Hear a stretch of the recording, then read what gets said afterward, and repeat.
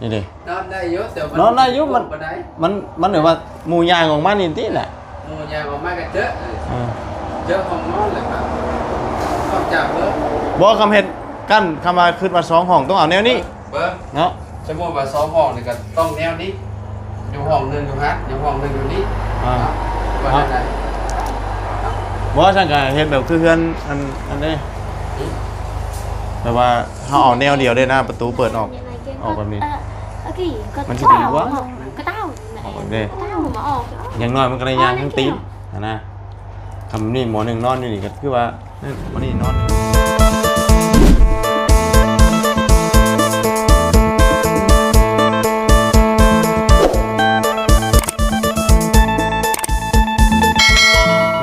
รอดบ่เนาะรอดบ่เนาะเฮ้ยอึ๊บโอ้ยเนาะงอยอยู่ถนนอยู่ตรงนั้นสิครับเอ้าเกือบโอ้ยหน่อยเดียวเนาะอึ๊บมาแล้วดูพี่น้องเลยเรียบร้อยบ่รอดรถเมล์พี่น้องเลยเนาะเปกระเต็บบาทนี่ โอ้ยเอาพี่น้องเนาะนี่ตายครับใครไม่ใครครับเอาเนาะไปทั้งนี้ก่อนพอดีวันนี้จะเดินทางนะก็มาหาทั้งเลี้ยงน้องจะดีก่อนพี่น้องเลยเนาะอยู่พี่เพื่อนเพื่อนพี่โอ้ทางนี้ก็ยังบ่ทันได้นั่นอยู่เนาะ อยู่ทางนี้ก็อยู่มาฉันมาเบิ่งทางนี้ก่อนเป็นจังได1ข้าว1น้ำอยู่พี่คือเก่าบ่หรือว่าจังไดพี่น้องเนาะฮอนอบเอาเนาะนี่ขึ้นก่อนผลผ่าเข่านี่เปียกบ่ปูนมันเปียกป่ะอย่างไม้สำนีกับฮอดเนาะ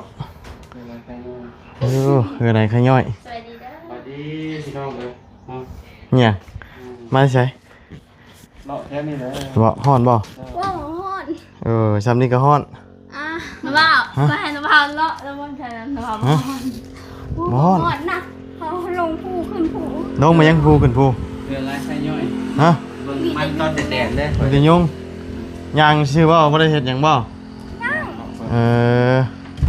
ยันวะเนาะโอ้ดำนะทางนี้น่ะบ่มันดำทางนี้น่ะมันมืดที่ทางนี้นี่เนาะมันมืดเห็นว่าอย่าไปเชียร์อย่างมันเชียร์อย่างเป็นอย่างเลาะมึงเชียร์นี่แม่เท่าโอ้ยทำไมเท่าแพ้ก็ไปเชียร์อย่างมันจะบ่ได้ไปเชียร์นั่งมาบนทันเราใช่มาบนทันเมย์จะดีใช่บ่มีเชียร์เนี่ยแม่ไปเชียร์ไปนั่งพูดดีกว่ามันจังแจ้งป่ะเอามานั่งพี่แหละจังแจ้งเลยพูดมันมืดโพดเอากินใบกล้วยไปยังไประบาดเลยหมากันมีบ่กินเนาะเอาใส่เพลงพาดบ่าขึ้นจะไปมือบุญแต่เดี๋ยวนี้บ่นะว่ะเคยเห็นฮอนแล้วเคยก็เช็ดหน้าเห็นบ่บ่าวนี่มากว่านี่ไม่กันเนาะยับเข้ามาใกล้กันนิดดิมันจังได้ยินเสียงเหมือนกันเขาเคินจะได้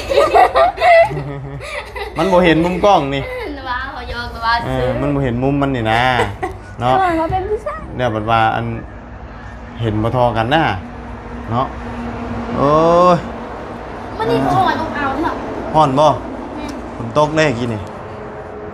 ฝนตกก็เลยอันเอานี่เอาแม่เจ้าน่ะไปเสียหญ้ามันตอนเช้าน่ะบัดเจ้าน่ะมายางเลาะเบิ่งปลามันเอาคือได้มายางเลาะ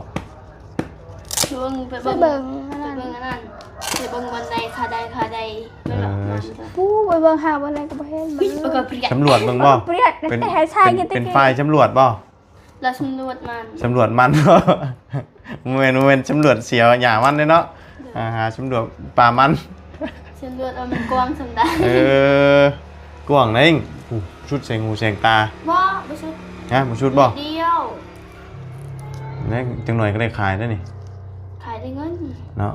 ในนอก10 ล้านเนาะ นะบ่าว ฮะ คันได้เงินน่ะก็ค่านั่นค่าลูกน้องค่าหยังค่าแฮง ค่าจ้างบ่นี่บ่ได้เฮาบ่ได้หาหาแฮงบ่ บ่บางทีเขาหาเนี่ยน้อยเดียวได้ เห็นว่าเฮาหาอิหยังหาแฮงมากลน่ะ ก็หาน้อยเดียวแฮงนะคนน่ะน้อยเดียวเขาเอาแฮงเขาเด็ดเขามาส่งแฮงเขาขึ้น เอาประมาณจักคนแต่เก่า แต่ก่อนน่ะบางทีก็2คน3คนแฮงเขาเองบัดวิทย์แล้วก็เขาก็ใจายเงินเขาใจายเงินนี่ได้วิทย์แฮงเขาเลย น่ะ จากมือเขาไป3มือเจอ2คนไปแล้วก็หมดเลย อืมเอา โทรศัพท์กูแตก ได้ฮ้อนพี่น้องเลยเนาะคือเห็นไฟโซลาร์เซลล์บ่กล่องมันเพิ่นจะดีซื้อมาใหม่บ่ โมเมนตี้โมเมนต์ใช้โซลาร์เซลล์อะนะ ยังจ้ะ กระทะไฟฟ้า กระทะไฟฟ้าบ่นะ คิดว่าเกี่ยวกับกล่องโซลาร์เซลล์นะชื่อกระทะไฟฟ้าไม่ใช่ไหม กระทะไฟฟ้า บ่ได้กระทะไฟฟ้าบ่ใส่เป็นบ่บัด เป็นอยู่ ไฟช็อตใดใช่เป็นไฟช็อตใด มันสิช็อตจังไดจังบ่าเขาก็บีบบ่ได้แฮงบ่ได้คอย บ่อนใดบ่อนแฮงบ่อนใดคอย เขาบีบนะเขาอยากได้แฮงจังไดเขาก็บีบจังนั้น เอ้าแต่ล่างนี่จะให้มันถึงน้ำไหน หุ้ยถึกกระต่ายยิง มันน่ะถือบ่ได้อยู่หมอ เดี๋ยวเลยเต้ดูบอกว่านั่นนะค่อยย่านล่างเลยลูกเพิ่นอยู่บอกว่าล่างใดเด้ เอ้ามันล่างนะล่างได้แต่ว่าอันว่าบ่ให้มันถึกปากมัน ฮะใช่ป่ะนั่นบ่ บ่ให้อันว่าถึกอันว่าหูเสียบมันสิดูดเนาะ แท้ คือถ้าว่าเฮาล่างถึกอันนั้นอันหม่องหูเฮาปลักเสียบมันเด้เวลาเฮาเอามือลงไปอันว่าใกล้หม้อมันสิดูดปุ๊บมันสิดูดปุ๊บโดนได้มันสิดูดแบบมึนยวดโดนได้เนาะแล้วก็เวลาอันนั้นตักมาให้เอาบวงต้องเอาแนวที่ว่าเป็นจองมาว่ามีล่ามอันน่ะ แล้วบ่าวเป็นหยังเพิ่นเอาบวง เอาเวลาเฮาล่างบ่แห้งมันดูดเด้ นั่นลูกอ่ะ บ่ให้มันถึกปลักเสียบอันว่าอันหมองเขาเสียบแล้วนำไว้เข้าหั่นน่ะ ก่อนมันก็ว่าอยู่ เพราะว่ามันบ่ช็อตหรอกมีแต่ว่ามันดูด คน ซื่ บ่ อ ได้ตีนะบ่ ฮะ เขาคนบ่ได้ แล้วเขาเอาจองไว้ว่ามีอันน่ะเป็นยางอันน่ะเป็นมี เพิ่นจองวงเล็กบ่ได้ มันอยากดูดชนลายมันอยากดูดถ้าว่ามันเปียกถ้าว่าบ่เปียกก็บ่ดูดดอกถ้าว่ามันเปียกอันน่ะคือหูโทรศัพท์เฮาที่ได้นี่มันเปียกนี่เฮาก็เสียบแบตบ่เข้าแม่นแล้วว่ะแบบนั้นแล้วอันนั้นมันก็ดูดเวลาเจ้าเอานาสิคนนี่มันสิดูดนั่นแหละบ่เคยไปดูดลองเบิ่ง ไม่ยานเหรอ จริงบ่เชื่อก็ไปดู แล้วบ่าวว่าตอนเฮาซักโทรศัพท์นะเห็นบ่เฮาซักปะนะเฮานอนบางที มันมึนยวดเนาะมันบ่ แม่น เชิญปะเชิญอันนั้น อันนั้นก็เฮ็ดให้คนตายหลายคนได้เอ้านอนหลับแล้วเฮา มันคือยุงกัดนี่ มันนี่เดี๋ยวนะเอ้าอีดีมีคนตายหลายคนได้แบบนั้นกันนะเนาะเนาะบ่ได้ไปสอนไปยังมื้อนี่ อย่าไปชั่วบ่ได้ไปมันสิกินอีอย่าไปเล่นแคมป์ ไป เขาอยากไปอาบน้ำไปซ่อนเลยไปอาบน้ำอยู่พุ่นอยู่อันนั้น แต่น้ำมันร้าย ไป ยันน้ำมันเลิกอยู่นั่นอยู่นองอยู่พุ่นน่ะอยู่บอนทาง ทันรอ เอา กัน ซ่อนหอย ไปกับหาบ่ได้เนาะไปว่านนี่ก็บ่ได้กินดิเนาะบ่ได้อีกโตดิบ่มานเนาะหากินบ่มานเนาะเดี๋ยวนี้เนาะมานแต่อยู่เฮือนเนี่ยครับมาไปหากินบ่ได้ก็เห็นไข่เนาะไข่อยู่เฮือนมาก็กลัวกินคือเก่าบ่ได้เด้ ยังนะจ๊ะ นอนสองคนคือเก่าเนาะอยู่เฮือนนี่แต่ว่าตอนคืนฮ้อนอยู่บ่ ห้อง เปิดประตูไว้บ่ บ่ได้เปิด คือบ่เปิดไว้ ฉันพี่ ย่าน พี่มันจะใช่ดิ เขาย่านปีแล้ว แม่นบ่ โอ้วานนี่นะว่าได้ยินเสียงคนขึ้นเฮือนแล้วเขามีหน้าช่องทางนี้เขาให้บางที อ่ะ เขาย่าน คิดว่ามีคนขึ้นเฮือน แม่น แล้วแม่นมีไผบ่ล่ะ ก็เห็นมีภัยน่ะคือคนเปิดประตูน่ะขึ้นเฮือนนี่เลย บ่หมา หมามันมาเลย ไอ้คนยินดงยังเป็นแม่นะให้คือ หมามันมาแล้ว ตัวกระต่ายเนาะตัวเลยนะ มันจะเข้าแล้วมันจะตึกเลยแท้ๆบ่มีหยังดอก เขาน่ะช่องคนน่ะช่องทางนี่ทางประตูนี่เรายานเด้ บ่เนาะบ่ มัน มี ลงคือคนอัดขึ้นประตูนี่ เอ้าหมามันเด้หมามันหมุนขึ้นมาเลย มันอันตรายนะ หมาเอามา จะดีเฮ็ดเอือนคอยน่ะ เออ เบิ่งว่ากินทุทีบทุแดน หมามันก็มีเนาะปีมันก็มีเนาะ กินตำมี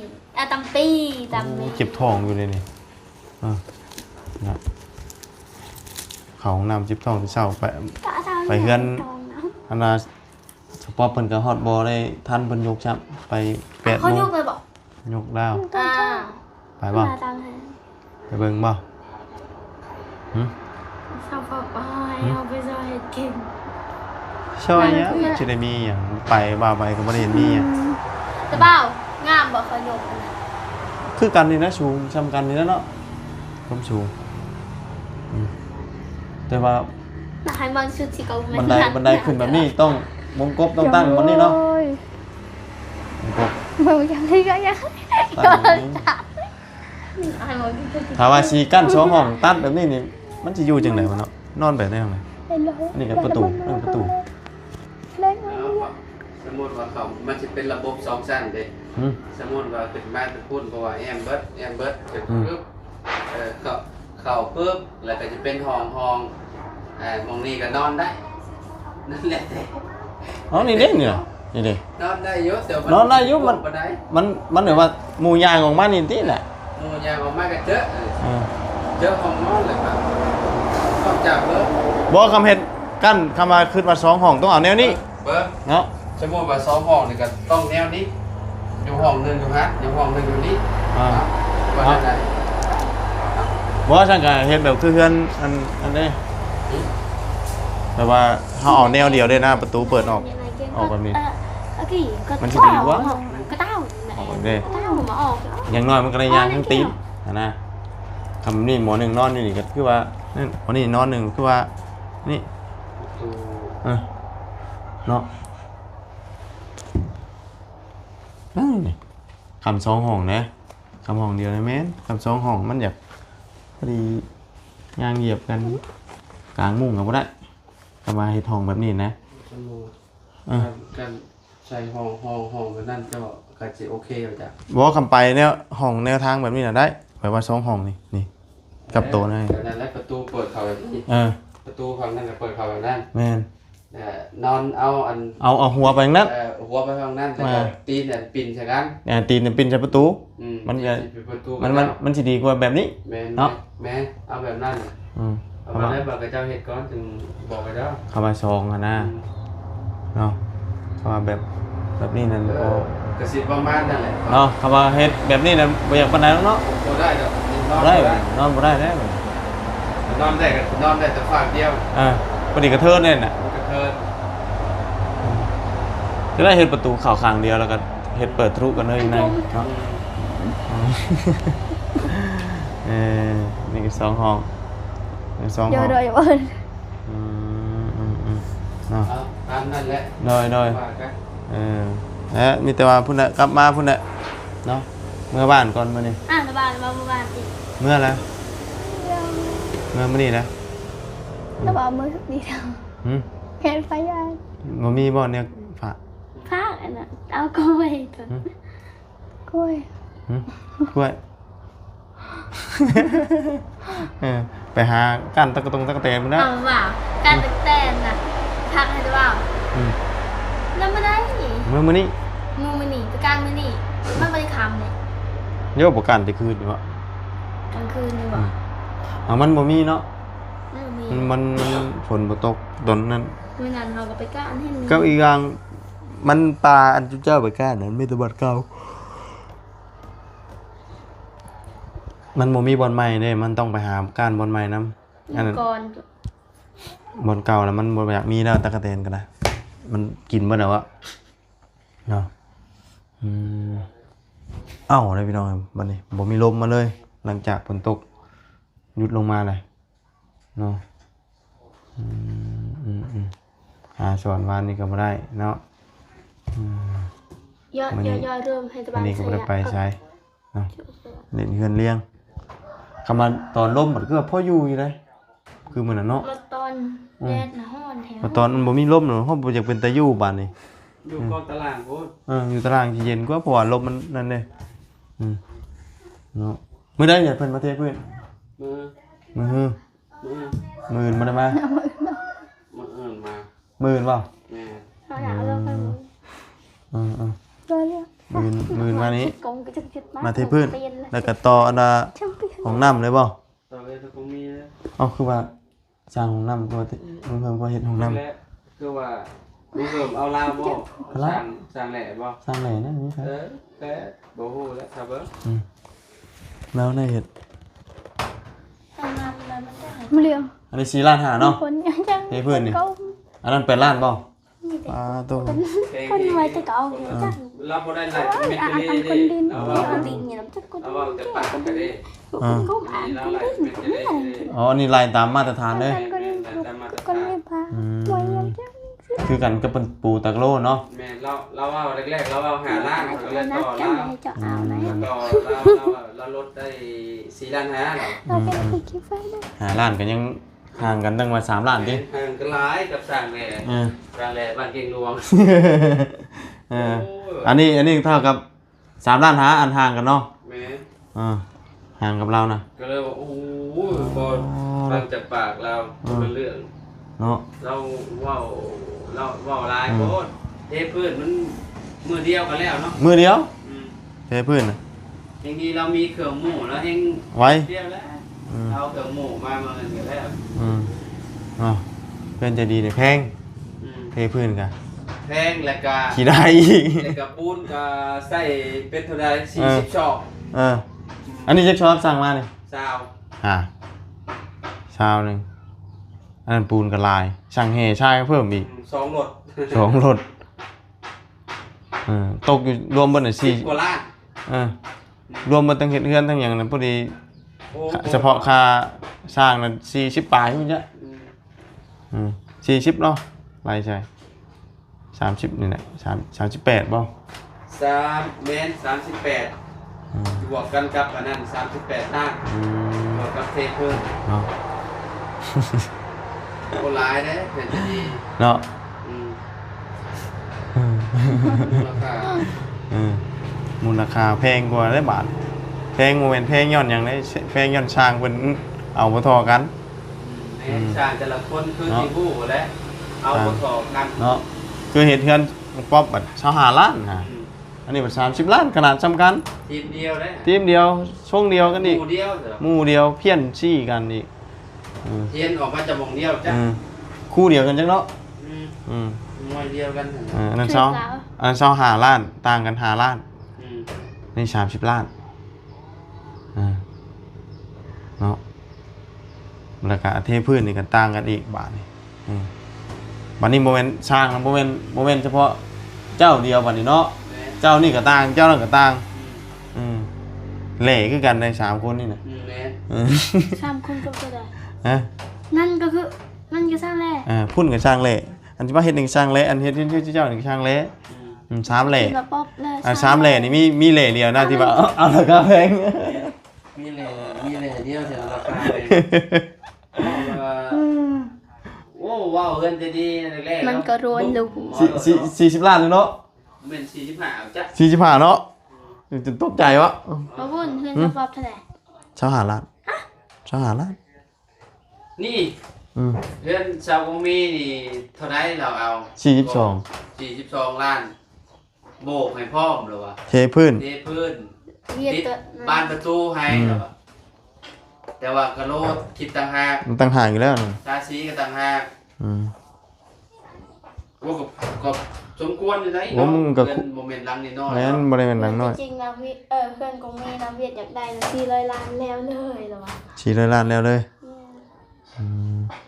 สีตัวล้านอุปกรณ์กระเจ้า สิ่งเดียวคือ ชิม แต่ว่าจริงอยู่อยู่ราชทานราชบังเทียง บ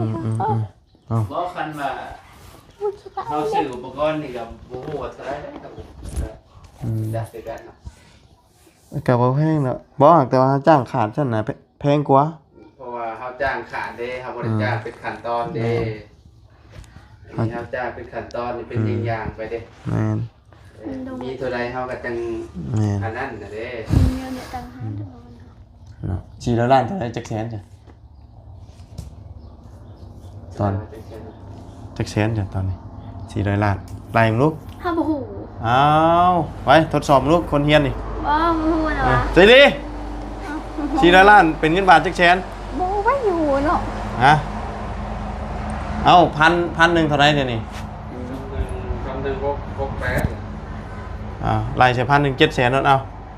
1,000 บาทนี่ตัว700,000เอาไล่ใช้เอา บ่ฮู้นะวะ เอากันใส่วิชาอันเฮียนมาในอยตีวิชาอันเฮาไปเฮียนมานะ ชั้นหนึ่งเรา68บ่ ฮะบ่นะไล่ใช้700,000นั่นนี่1,000 บาทนี่ตัว700,000กีบนี่เดี๋ยวจะมาคูณเนาะคูณเลยเนาะ แม่คูณ คูณฮะ ตะดัง หมูฮู้ ให้ตะดัง โอ้ยเนาะลองทดสอบผมดูผู้ใดสิเก่งเลข ให้ตะดัง แต่สำหรับเราว่าเนี่ยบ่เก่ง เฮาก็บ่เก่งเลยบ่ บ่ได้เลยเรื่องเลขนี่ ก็บ่ได้คือกัน คำว่าได้เลขน่ะบ่ออกลอกป่านนี่นะหนังสือน่ะได้แต่เลขก็บ่ได้ แม่นตัวนี้แหละตัวอันนั้นอยากออกโรงเรียน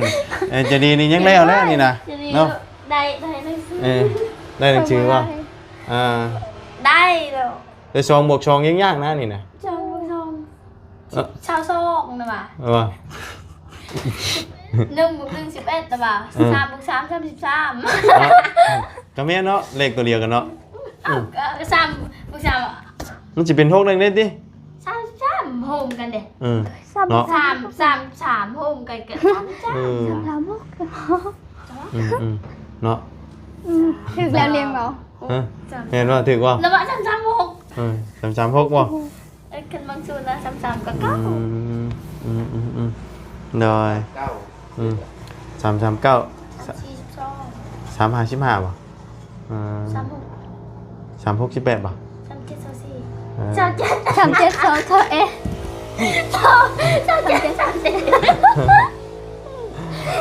นะว่าก็อยากรู้ว่า เอาคำเราบางสูตรได้นี่ถือว่าเก่งเลขไหนเฮาเรา รู้เลยนะว่า เก่งไหน อยู่ในสถาน ยอมเรื่องเลขนี่เนาะ อยู่ในสถานไปไปเนาะ 37เจอจริงป่ะ37 27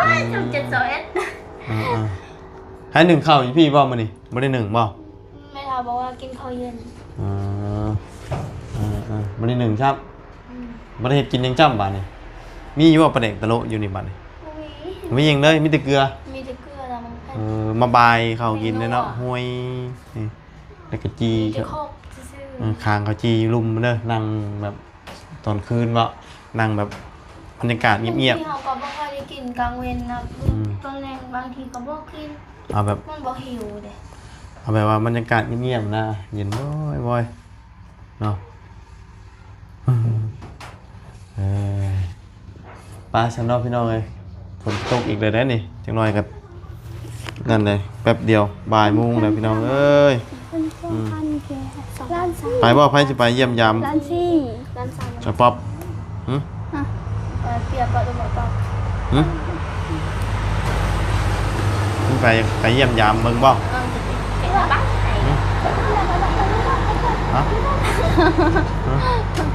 ฮะอย่าไปเบิ่งเนาะเอาฮอนพี่น้องเลยเนาะไปจ้ะเนาะอยู่ดีมีแฮงเบิดจุกูทุกคนคำว่านั่นก็ไปยินดีน้ำสาวป๊อปน้ำกันพี่น้องเลยเนาะคำว่านั่นก็ทางน้องไปนำไปเด้อไปดีเด้อเนาะไปสบายดี